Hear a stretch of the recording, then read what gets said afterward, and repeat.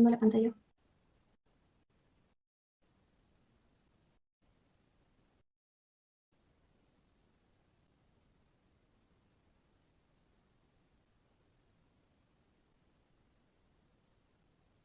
Muy bien, ¿me escuchan, jóvenes?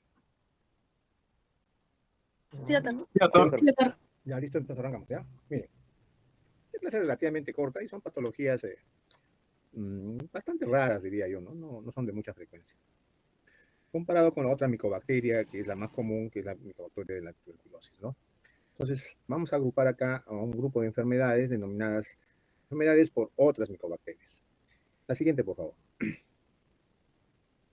Las micobacterias no tuberculosis, en muchos casos, dan cuadros clínicos similares a las tuberculosis. Obviamente, tiene el añadido de que afectan a pacientes con enfermedades sistémicas más graves que una tuberculosis normal. Entonces, saben que la mayoría de las tuberculosis normales son cuadros, si bien es cierto, crónicos, pero no revisten mucha gravedad, por lo menos clínicamente. Tanto el diagnóstico como el tratamiento suelen ser mucho más difíciles, mucho más larvados, y requiere realmente de mucha suspicacia, de mucha perspicacia de parte del profesional de la salud. Al igual que la tuberculosis, muchos de estos micobacterias desarrollan, pues, se caracterizan por desarrollar resistencia a los diferentes fármacos. La siguiente. En definición, podríamos decir que son todas las especies de micobacterias menos la tuberculosis, la de la lepra. La lepra ya saben que es una enfermedad, pues, casi bíblica, de mucha antigüedad, y que ahora actualmente se ven pocos casos en zonas alejadas y deprimidas. Por ejemplo, en nuestro país todavía hay algunos casos de lepra en la zona de montaña o selva. Las bacterias atípicas, no tuberculosas, están distribuidas, pues, en todo el ámbito de la geografía, pero sobre todo en zonas deprimidas, como decía, y pobres, ¿no? Adelante, la siguiente. Se caracterizan, entre otras cosas, porque su medio ambiente en el cual pueden reproducirse, pues, está el agua y los animales. Y es rara realmente, a diferencia de la Mycobacteria tuberculosis, la transmisión vía personal, ¿no? Las enfermedades, como las decía, es poca frecuente. Generalmente la mayoría empiezan colonizando la piel, dando lesiones dérmicas. Y el aislamiento, pues, no es realmente, no es fácil hacer el diagnóstico de una micobacteria no tuberculosa. La siguiente. Acá tienen algunos ejemplos de micobacterias y los ambientes en cuales sirve su reservorio. Por ejemplo, la Kansasi, cuya presencia en el ambiente también puede hacer en agua y en algunos bovinos. Algo frecuente también la Fortuitum y los abscesos que se dan en fuentes de agua. Y las últimas, por ejemplo, la Haemophilus cellatum y genavense, se desconoce realmente cuál sea su reservorio. La siguiente. Son enfermedades que, como les decía, se encuentran ampliamente diseminadas en todo el mundo, aunque son raras. La transmisión persona a persona también es relativamente rara. Y al igual que su famosa familiar, que es la bacteria tuberculosa, son resistentes a medicamentos. Generalmente se caracteriza por generar infecciones agregadas, o sea, a infecciones que ya tienen se le agregan infecciones por Mycobacterium no tuberculosis. ¿Por qué? Porque son pacientes, pues, ya deprimidos, ¿no? De forma permanente, desnutridos, deprimidos inmunológicamente hablando. La siguiente. Sobre la forma de diseminación y contaminación, la más frecuente es la respiratoria y la piel, ¿no? También, con mucho menor frecuencia, son las gastrointestinal y rara vez la vía parenteral. Como les decía, una vez que el organismo tiene contacto con estas micobacterias a través de la piel o vía respiratoria, son ingeridas por los macrófagos. Y son los macrófagos donde se hospedan en nuestro organismo, ¿no? Y de allí se reproducen y de ahí producen toda la sintomatología, ¿no? Dentro de la sintomatología, al igual que la tuberculosis, puede causar algunos granulomas. La siguiente, por favor. Como ven, son un sinnúmero de bacterias no tuberculosas. Tenemos la Avium, Malmoense, Fortuitum, Chilonae, Ulcerans, Boltonae, termoresistibles, que son clasificaciones que las hacen en laboratorios altamente especializados, ¿no? Aquí en el Perú, a lo mucho hacen el diagnóstico de TBC, lepra y uno que otro micobacterio. Por eso es que se les agrupa en esta categoría de Mycobacterium no tuberculosa. La siguiente, por favor. Como les decía, La mayoría de ellos da cuadros dermatológicos y respiratorios, ¿no? Dentro de la sintomatología respiratoria es muy parecido a la tuberculosis, da una tos crónica, o sea, más de 15 días, con disnea, poca fiebre, y los granulomas que se evidencian en forma de nódulos. Muchas veces a los rayos X impresionan como neumonitis crónicas y bronquiectasias. Ya desde el punto de vista fisiopatológico, lo que van a causar en nuestros pulmones van a ser pues dilatación de los bronquios.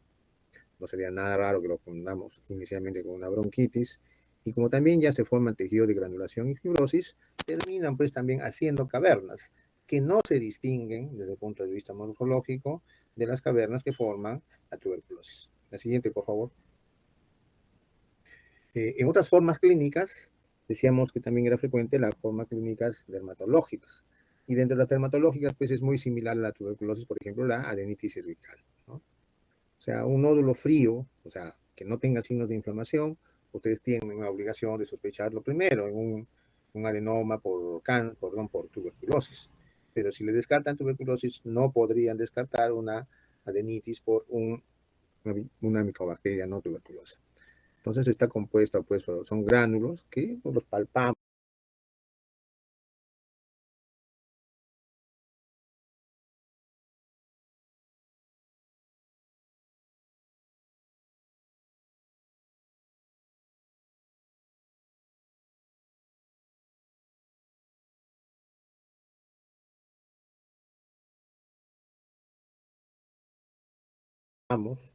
Como unas masas cervicales poco dolorosas, frías, o sea, no son calientes, y morfológicamente en la biopsia pues son tejidos de granulación que son macrófagos, y en algunos casos con tejido necrótico, por ejemplo, el de la micobacteria ulcerans.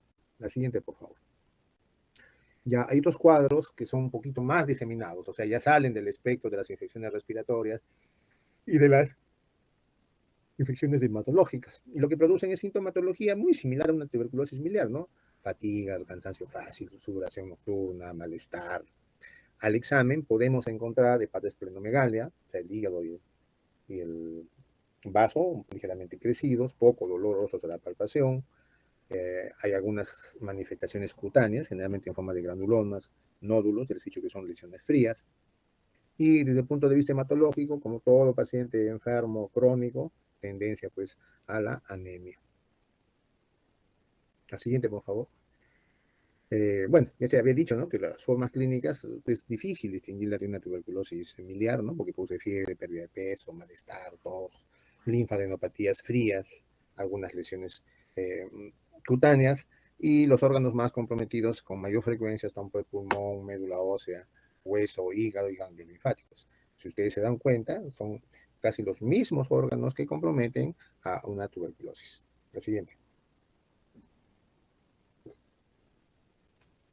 El tratamiento es aquí donde realmente entramos en problemas, porque a diferencia de la tuberculosis, donde ya está protocolizado el tratamiento, y es más, existen diferentes esquemas de tratamiento, aquí para estas micobacterias no tuberculosas recién están trabajando algunos protocolos de tratamiento.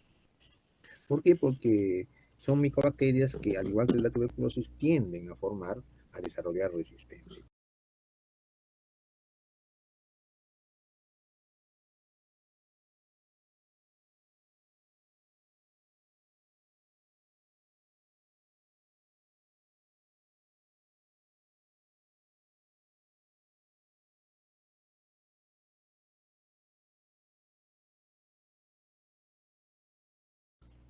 Por lo tanto, los tratamientos en muchos casos son asociaciones de más medicamentos y definitivamente el tiempo del tratamiento es mucho mayor que respecto a la micobacteria tuberculosa.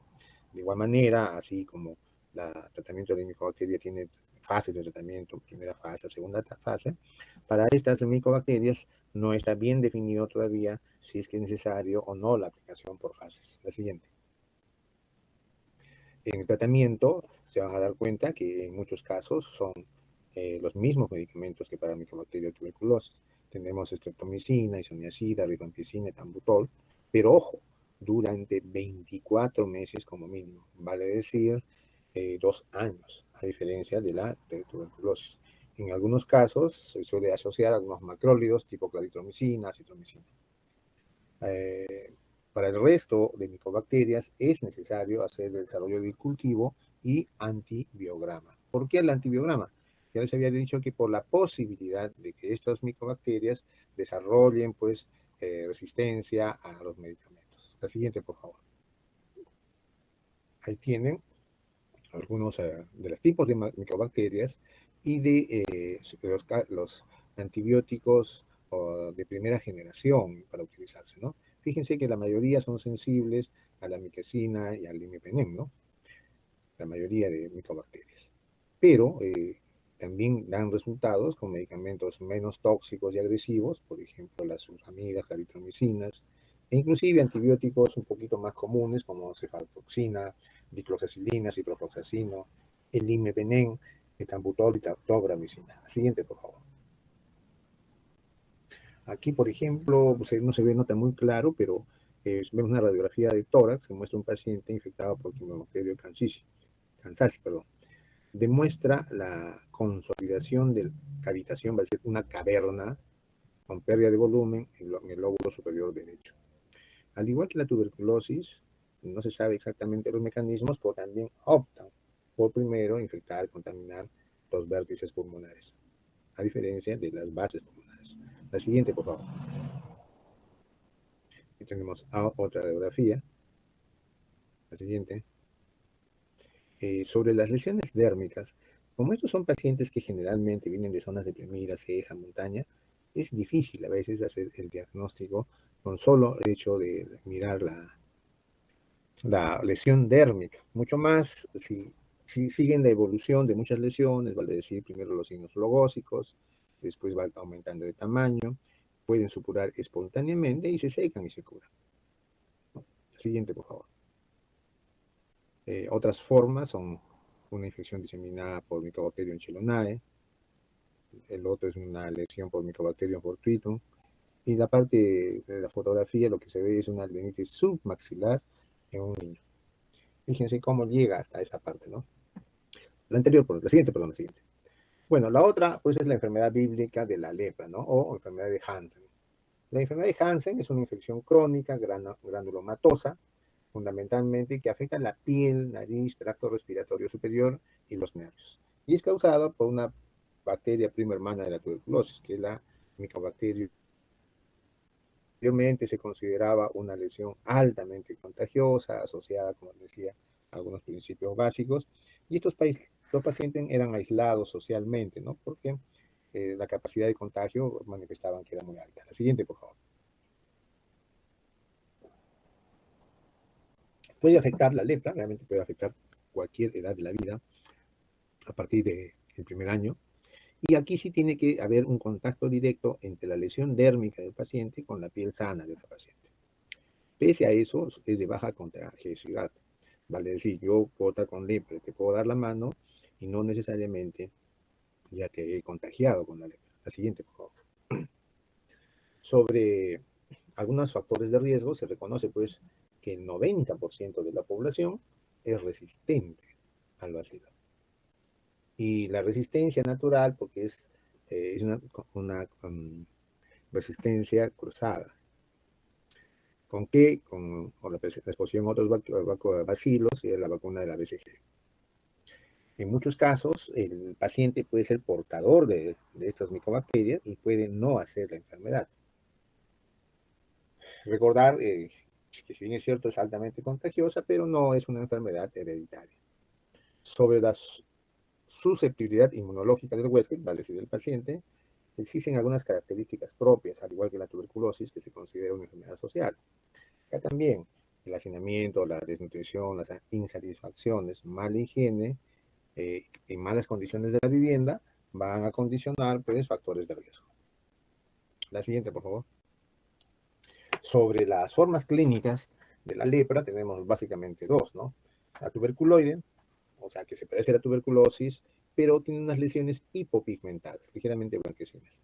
Y la lepromatosa, que es una enfermedad un poquito más alarmante, en el sentido que las lesiones son más graves y deformantes, pueden provocar nódulos, protuberancias, hinchazones, y estas lesiones cutáneas no se alivian en bastantes semanas o meses en forma espontánea. Sobre los síntomas, la lepra es una enfermedad básicamente de la piel, ¿sí?